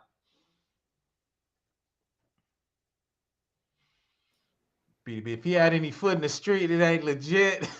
So man, I don't know about I don't know. Cesar he just doesn't look like a street guy, man. I don't know. Maybe because now he looked a little soft. Maybe because he didn't really talk a lot. DJ Envy, everything I said, DJ Envy was talking. So maybe I'm underestimating my thing. Yeah, I think I am too. Because I mean, I heard y'all talking about like the streets drying up. I'm like, he don't look like that type of guy. You know what I'm saying? I don't know. To me, yeah. But you know that. But Maybe that was. You never know though. That's the best ones though. The ones that don't look like they're tight. Yeah. Facts, Yep. man. You know what I'm saying? That's the ones that get away with it the longest. The ones that don't look like it's that tight. Mm-hmm. Yep. Yeah. And with Cesar, man, his whole thing was, like I said, he had a good thing going. He brought Envy in, showing him the ropes. But the thing of it was that drug side, it wasn't a big part. Like, I'm quite sure he knew about it because, honest, like Envy, I think what was one of the artists I like, Derez Deshawn. He actually promoted him before he was signed with Young Money and everything. So with Baby them. So not only does he be a DJ, he hosts parties, which you already know is a big thing, and he deal with artists. So on top of that, he's making money like probably 5 or 6 ways, investing in stock, flipping houses. I'm quite sure he was flipping houses before he messed with Cesar. So that his way of doing it took it to another level, because a lot of people, when you start dealing with commercial properties and when you start just residential, commercial properties is a whole nother ball game. Facts, You know, facts. and so that's how he pushed it. No, facts. No, you're right. Blackjack Jack 54 said he agreed with the scammer boot camps in tech and their promises. So that's kind of the new hustle. Everybody's gonna get you 100,000 in 3 months, right? So that's the news. So make sure you do your research. Like you now tell everybody to do your research. So yeah, that's what I was gonna say earlier, PBO. That this is why I always say, link up with multiple people, that's working in the field that you're trying to get into, and get as much information as possible. Don't just get it from one source, and you'll figure out what's legit based on, the information that you majority hear on how to actually succeed in a certain industry. I'm not the only subject matter expert. There's plenty of us out here putting out good information. You know what I'm saying? And weed through it all and make your decisions and push forward. No, facts. Well, welcome my man, Struggle Security, to the panel. He late? Nah, what's going on, man? Nah, I am late, man. I've been working late. Hey, what's up, everybody? What's up, Gabe? Chilling, man. I just took the hot topic, and I was just talking about phone forensics a little bit. Chain of custody. I'm sure you're familiar with all that. eDiscovery, I think a lot of people aren't familiar. So I showed how O365, when you put those search terms, it's gonna look through your email, your OneDrive, your Yammer. So 100%.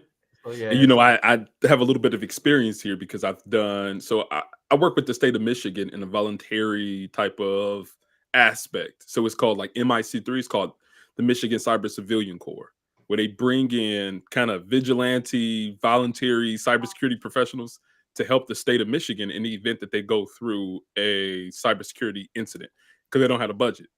We talk about that all the time, right? These cities, these states, these public organizations don't have the budget to afford quality cybersecurity professionals. So one thing there, we work directly with the Michigan police. We even have done tabletop exercises with the Michigan police. Right. So yes, this is all definitely very common that the police get involved in a lot of these cyber incidents, especially when you talk about fraud, talk about scamming. Listen, they'll take your phone, forensic analysis on it. you name it. That's all a part of the process. So yeah, man. I'll pause there. No, facts. No, facts. So yeah, I touched on that. Once again, like you, I worked for the Department of Revenue. The IRS comes out now in a year for tax evasion. They don't know what you're gonna do when they take your car and your phone. So for tax stuff. So like you said, now it's quite common to get that. And two is that's another part of cybersecurity I don't think we talked about. I always call that business side. And two, that's really the mix of legal with cyber, because now you're talking about search warrants and chain of custody and who gets what, and the 3-letter guys come out or the sheriff comes out. Yeah, or the depending upon the case. Yeah, those guys will come out.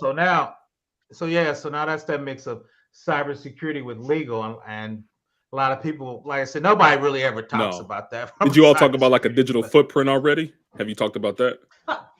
A little bit. Go ahead and expand on it. Your digital footprint is a part of the investigation in the event that you're caught up with some fraud, right? So they'll get your username for your Snapchat, your LinkedIn, your Facebook, and say, for instance, you're using that username across multiple social media platforms.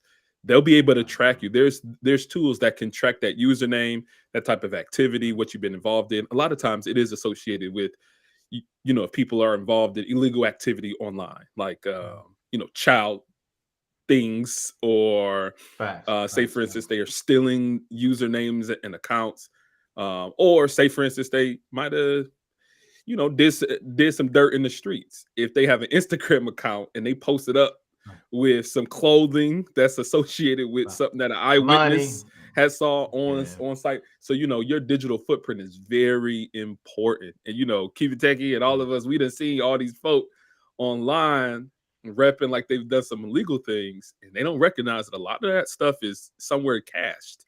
It's maybe cached on a Facebook server, a Google server. So people need to be very vigilant about what their digital footprint is and be careful about what they do and say online.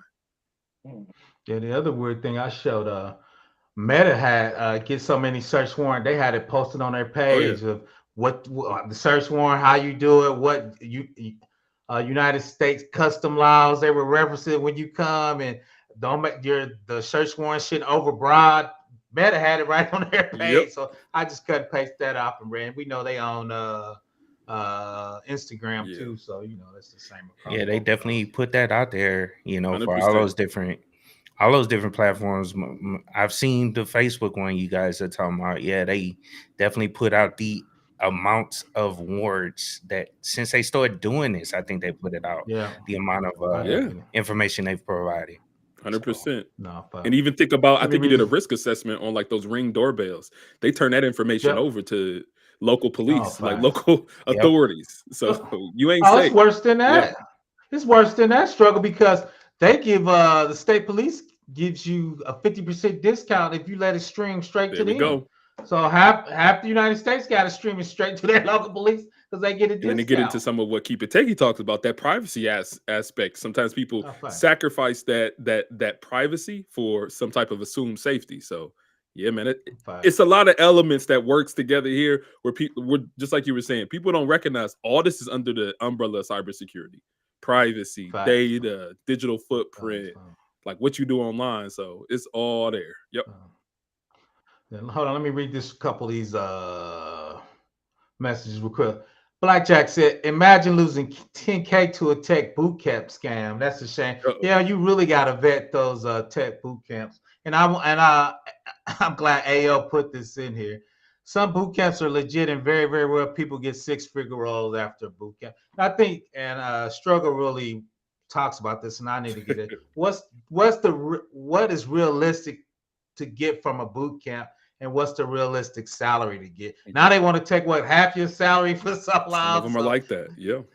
So you need to vet your boot camp and have a realistic thing of what you're trying to achieve from a boot camp and what you're going to make after a boot camp. 100%. So I think anybody want to chime in on that? Nah, you're right. Everything you're saying is on point. Is it really nothing else to say? Sorry. Nah, you good. You good. That's funny. Yeah.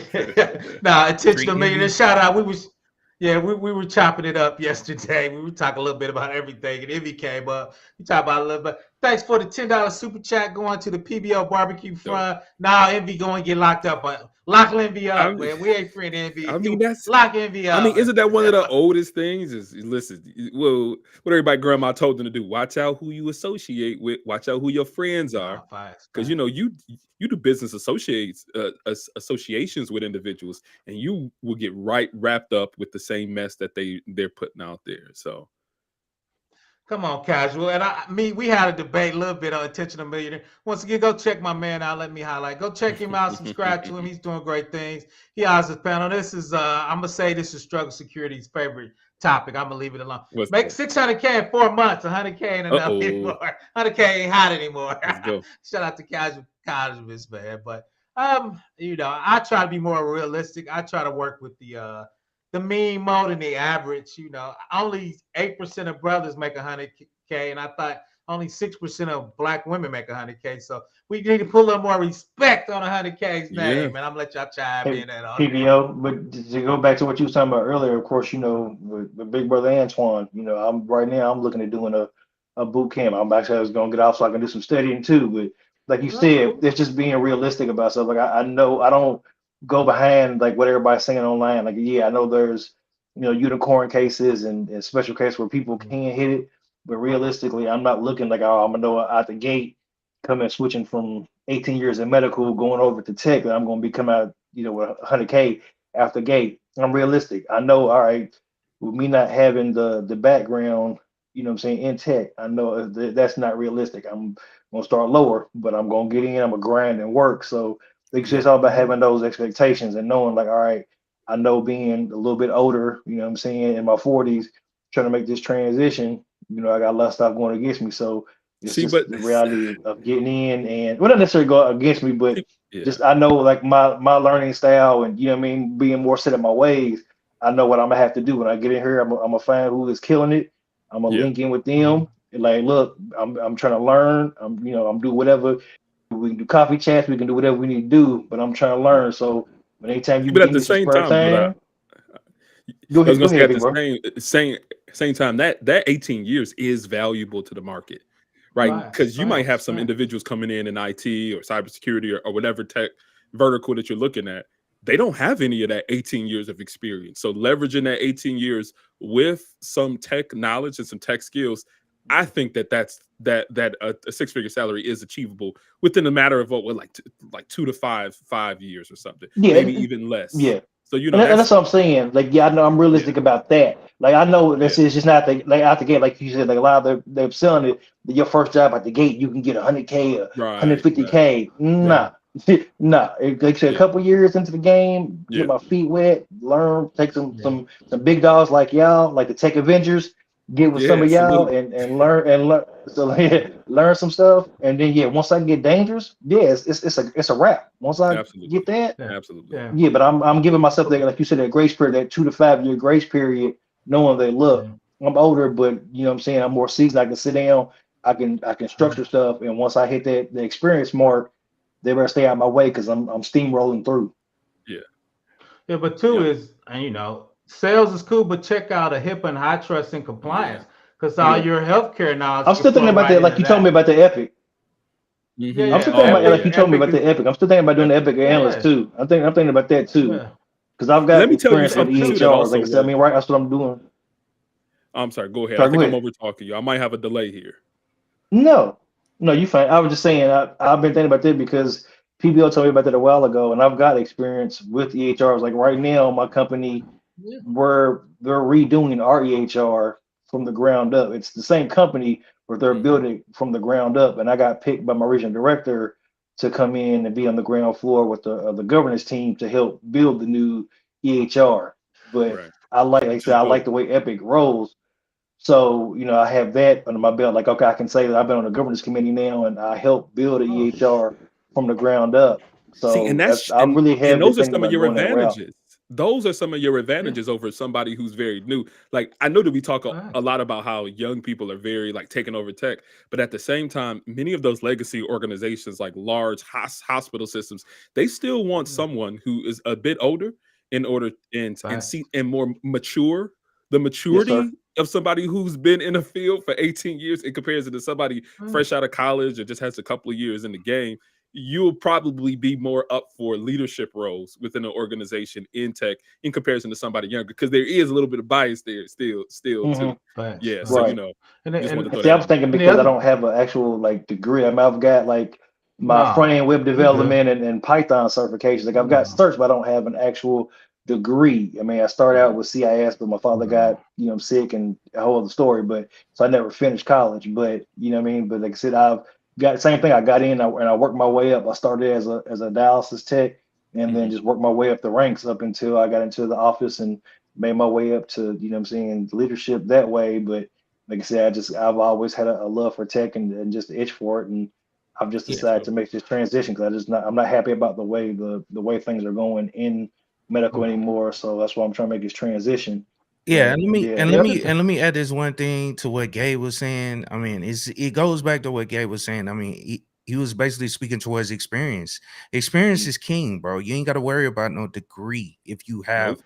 a lot of work experience. As long as you facts. start throwing certifications on top of that, that experience as well as other trainings along with that, Yeah, you'll be fine, bro. Yeah, I because appreciate you're it, a man. career transitioner. You're not Yeah, somebody who's brand facts. new to the work environment.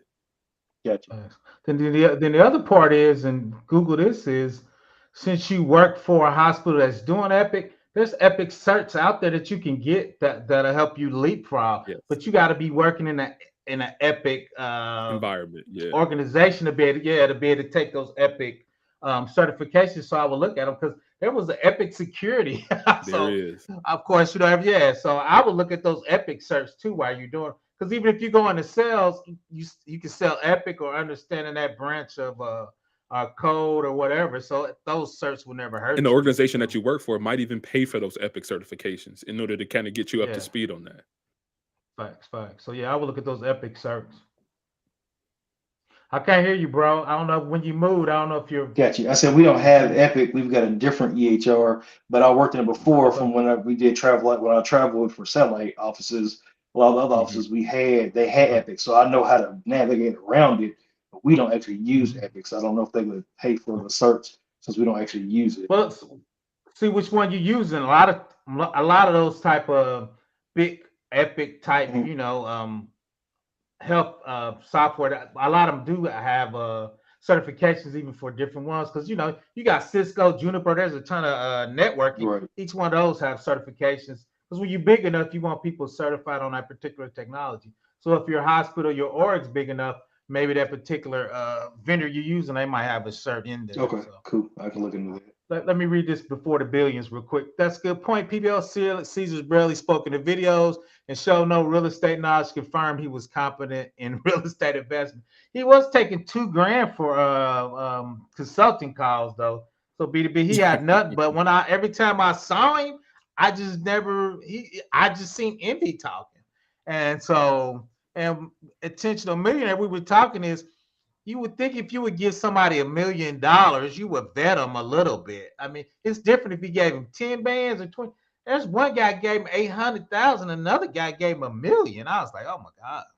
So, Hey, PBR, are you going to be Yeah. on longer, or are you coming out to the end? Because I know I got a call in a minute, but I could come back if you're still on. no, I think I'm wrapping it up. I'm going on 2 Okay, hours. okay. I appreciate All right, you, fellas. I'll though. talk to you guys later. All right, All right, peace. Gabe. I appreciate you Yeah. guys. Shout out to Kev Tech. Go check my man out. Everybody know Kev Tech. I don't have to introduce Kev Tech himself. No, shout out to him. I'm always in him and Keep It Tech. He's Discord working for them brothers. So go check them out. Join their Discord. I'll be in there answering questions. So once again, check out my man Kev Tech.